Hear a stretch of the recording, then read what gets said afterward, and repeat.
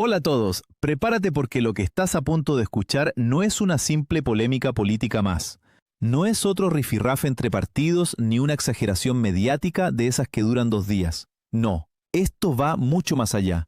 Estamos hablando de un entramado que, según las últimas revelaciones, podría haber penetrado en estructuras clave del Estado. Y lo más inquietante de todo, cada nueva información que sale no desmiente la anterior, la refuerza. Hoy te voy a contar por qué cada vez más voces hablan abiertamente de cloacas, de control, de manipulación y de una estrategia diseñada no solo para resistir, sino para proteger a toda costa al poder político. Porque cuando aparecen nombres, mensajes, favores cruzados y sobre todo silencios sospechosos, ya no estamos ante coincidencias. Antes de empezar, una noticia de última hora que está incendiando el panorama político. Santiago Abascal ha lanzado una declaración durísima que está sacudiendo a toda España y generando un terremoto en redes sociales. La reacción ha sido inmediata y el debate está completamente desatado. Si aún no lo has visto, te dejo todos los detalles en una fuente oficial en el comentario fijado. No te lo pierdas porque da mucho que hablar. Y ahora sí, vamos con lo que nos ocupa hoy. Porque lo que ha revelado la UCO no es menor. Según estas informaciones, Leire Díaz presumía directamente de poder controlar a la directora de la Guardia Civil. Sí, has oído bien, controlar. No influir, no tener contacto, no conocer, controlar. Y aquí es donde todo empieza a adquirir un tono mucho más oscuro. Pero espera, porque hay más, mucho más. Resulta que Mercedes González, directora de la Guardia Civil, tenía activado el borrado automático de sus conversaciones con esta misma persona. Y claro, aquí es donde cualquier ciudadano con sentido común se hace la misma pregunta. ¿Por qué borrar mensajes si no hay nada que ocultar? ¿Por qué esa necesidad de eliminar conversaciones? ¿Qué se decía ahí dentro que no podía quedar registrado? Esto no es un detalle técnico, esto es una señal de que alguien no quería dejar rastro, y cuando en política alguien borra huellas, rara vez es por casualidad. Y aquí entra otra pieza clave de este puzzle, la Fiscalía General del Estado. Porque, según estos datos, las llamadas cloacas del PSOE tenían acceso directo al fiscal general, Álvaro García Ortiz.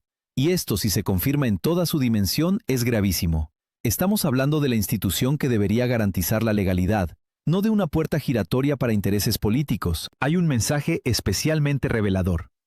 Ya tenemos vía libre para ir a ver al fiscal general del Estado. Así, sin rodeos, vía libre, como si se tratara de una reunión cualquiera, como si todo estuviera preparado de antemano. Y la cosa no se queda ahí.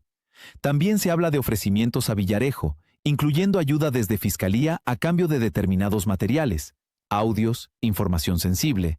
Incluso nombres de peso como Mariano Rajoy o Marchena aparecen en la ecuación.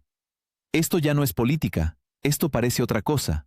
Y de nuevo, aparece el mismo patrón: contactos, favores, acceso privilegiado, y una sensación constante de que hay una red operando en la sombra. Pero atención a lo que viene ahora, porque es uno de los puntos más explosivos.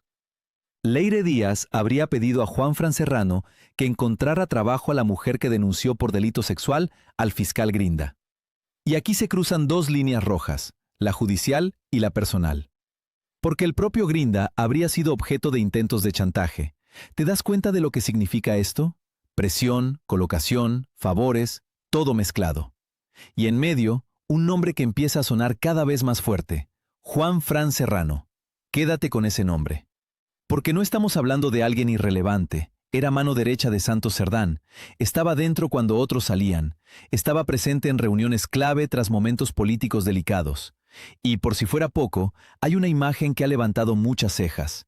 Pedro Sánchez llegando a una reunión, pasando junto a él y dándole una palmada en la espalda. Un gesto aparentemente insignificante, pero en política los gestos no son inocentes. ¿Es apoyo? ¿Es complicidad? ¿Es un mensaje interno? Cada uno que saque sus conclusiones.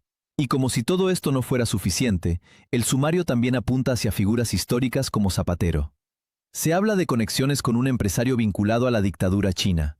Los investigadores incluso sugieren que ciertas órdenes podrían haber venido de arriba. ¿Casualidad? ¿Coincidencia? ¿O estamos viendo cómo diferentes piezas se encajan en un mismo tablero? Y ahora vamos a algo que parece sacado de una película, pero que es completamente real según los registros. 20.000 euros en efectivo encontrados en casa de Gaspar Sarrías. En fajos, escondidos, dentro de una bolsa negra, en un baúl. No es el dinero en sí lo que llama la atención, es la forma, la ocultación, la distribución. Todo eso genera una imagen difícil de justificar como algo normal. Y por si fuera poco, aparece otro escenario digno de análisis, el sótano 3 de Ferraz.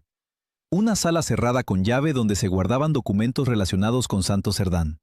Agendas manuscritas, un portátil, folios sueltos. Y aquí viene la pregunta clave. Si todo era transparente, ¿por qué estaba ahí? ¿Por qué bajo llave? ¿Por qué en un sótano? Además, recordemos que se habló de un simple requerimiento de información. Pero ese simple proceso duró horas y horas. ¿De verdad era tan sencillo? ¿O lo que había allí requería más tiempo del esperado porque no debía salir a la luz fácilmente? Y llegamos al punto final. El relato oficial habla de casos aislados, de comportamientos individuales.